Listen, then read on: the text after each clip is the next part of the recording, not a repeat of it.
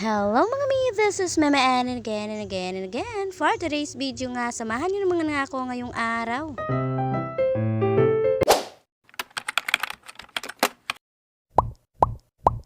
Eto't bumangon na nga ako mga mare dahil nga sa ingay nitong mga manok namin at yung kalapati nga ng asawa ko. Kaya eto't napilitin na lang talaga ako mga mare na bumangon at di ko pa talaga dyan napansin na may uling pala ako sa may noo. At insakto naman nga mga mare at naghihilamos nga ako pagkakagising ko para naman ay hindi naman mukhang oily itong pagmumukha ko mga mi. Kasi nga kapag hindi nga ako naghihilamos mga mare ay talagang oily nga itong mukha ko.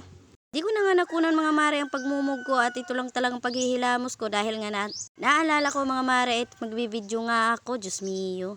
Pagkatapos ko nga dyan magmumug at maghilamos mga mare, ito nga't nagintindi na nga ako dito nga sa aking gagawin para nga kami ay makagkape na. Syempre unahin ko nga muna itong tubig at mapakulo na nga rin. Parang hindi kasi buo ang aming araw mga mare kapag nga hindi kami nakakagkape ngayong araw o di kaya sa umaga, Diyos mio. Kapag nga talaga kape is life, talagang hindi mo kakayanin ng isang araw hindi ka makakagkape. Ay kamote pala dito mga mare na hindi ko nga nailuto nung linggo at hinukay nga ito ng asawa ko nung umuwi siya. Ito nga pala mga mare ang laman ng aking pinagtatanim at kahit papano ay nakakapagluto na nga kami. 2 beses na kaming nakapagluto mga mare at hindi naman masyadong malalaki. Pagkain lang naman namin yan mga mare at kaysa naman mga mare ay bibili ka pa nga at sobrang mahal.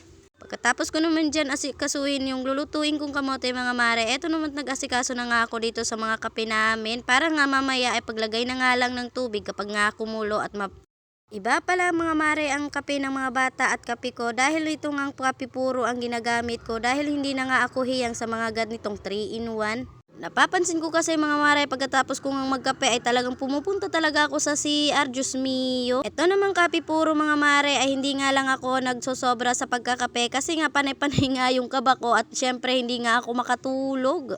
Pagkatapos ko naman nga mag-intindi sa mga kape namin mga mare, ito naman nga ang inintindi ko. Ito nga ang isasaing kong kamote para nga kasi may sabay nga pa sa aming pang-umagahan ngayong araw. Meron din pala akong kamuting kahoy dito mare na sobrang laki at tingnan nyo naman kahit nga ito ay isa lang at talagang sobrang busog kanit. Tanim ko din yan mga mare pero isa lang yung nabuhay, yung apat nga ay hindi nga nabuhay at ngayon lang namin yan nakuha, Diyos mio. Matagal ko na nga yung pinapahukay ng sa asawa ko mga mare kaso nga sabi niya ay pakal nga hindi pa nga raw malaki pero nagkamali nga siya mga mare sobrang laki na nga niya. Ito na nga mare at sabay-sabay na nga kami nag-almusal at ito naman sa akin yung pansit kasi ayaw nga ng dalawa. Bigay nga niyang kagabi mga mare at ngayon lang namin to nakain at tag-iisang slice bread nga ang nakubos namin. Ito naman nga mga mare ay tanghali na nga ganap ito at ito't kumain na nga kami at may pansit at ito nga paksiw na kagabi ko pa nga lang nailuto at hindi pa nga siya panis at ito na nga lang ang inulam namin. Kaysa naman bibili kami mga mare wala na nga akong pera, Diyos mio.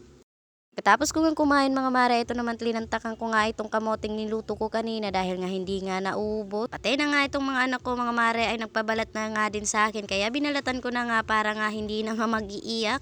Tapos na nga din silang kumain mga mare kaya yan binigyan ko na nga lang. At tingnan nyo naman nga kung gaano nga kasaya itong anak ko mga mare nung binabalatan ko nga kamote niya dahil nga ito nga talagang paborito niya mga mare itong kamote.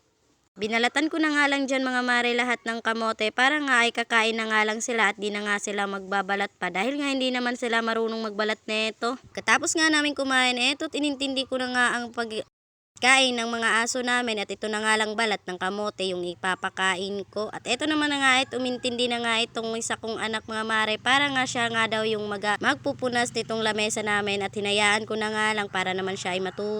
And ito lang muna for today's video mga mi. Thanks for watching. Bye-bye!